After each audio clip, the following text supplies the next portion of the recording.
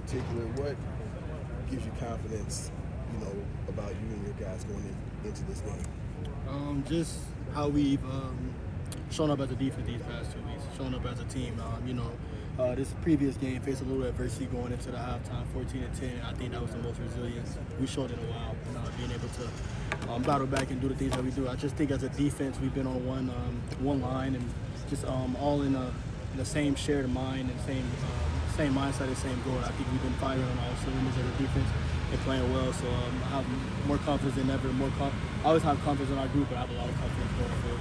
We talked about last year how you were one of the least targeted cornerbacks kind of in the nation. They tried to target the other side. So when there is a ball that comes your way and maybe the guy gets a big catch like last week, does that hurt a little bit more, or how do you feel?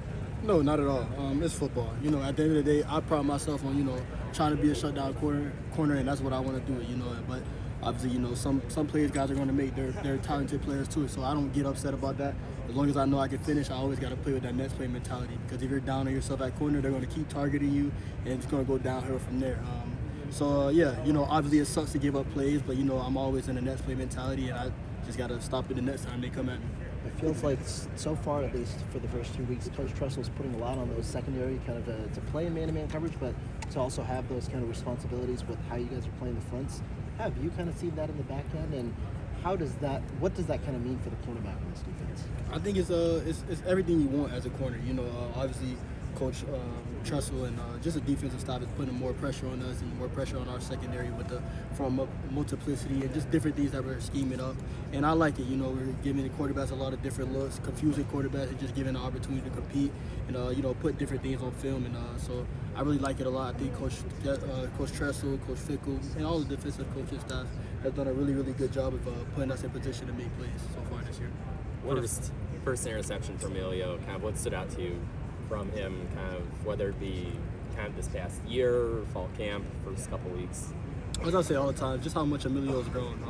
We've expected him to play a big role, and he knew that coming into spring, coming into the new year, and he's definitely embraced that role. He's been doing a really good job. As you guys can see, he's been getting better every single week. Every single time you guys come out here, he's making a play, he's doing something special, and that's just the talent we have in Emilio. He's going to be a really, really good player moving forward for us, and then I know he's going to be a cornerstone for the Badgers moving forward in the future his time here. What, if anything, can you learn from putting on the film of that game a year ago? Just we got completely out physical. We know at the end of the day, you look at what happened and what took place out throughout the game, and we got completely out physical. And we know coming into this game, that's kind of the mindset that we want to embrace, not to get out physical and match the level of physicality they're going to show. We know obviously they got a new offensive coordinator. He was with the board at Washington, and just we know they're Alabama though. They run an arrogant offense, line up, we're better than you, and we just got to accept that challenge and embrace it. So we're excited. You say arrogant offense. Now, what do you mean by that? I mean that it's no tricks, it's no eye trickery. We're just gonna line up, do what we do, and we're gonna expect to win. And so we gotta accept that challenge. Know that that's what it's gonna be, and I think we're gonna live up to that challenge as a defense, live up to that challenge as a team. So I can't wait to go out there.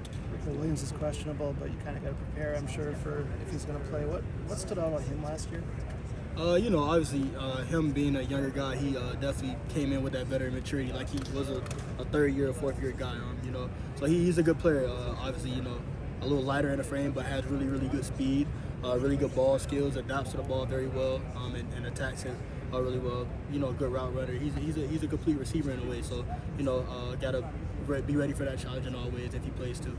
Rico, it's a younger brain this year in the cornerback room. Coming into the offseason knowing that you guys were going to have to play younger guys, is there a message from the coaching staff to some of the veterans, hey, we're going to need to be able to develop these guys?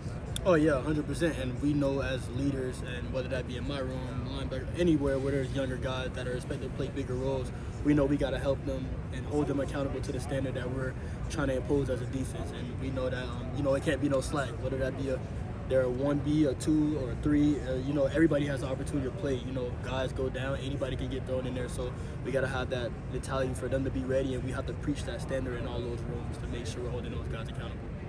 Rico, this kind of begins the really tough portion of the schedule. You guys, it seems like, have embraced that pretty much for months and months now. Mm-hmm. I suppose the only other alternative is just kind of, talk about how bad it is.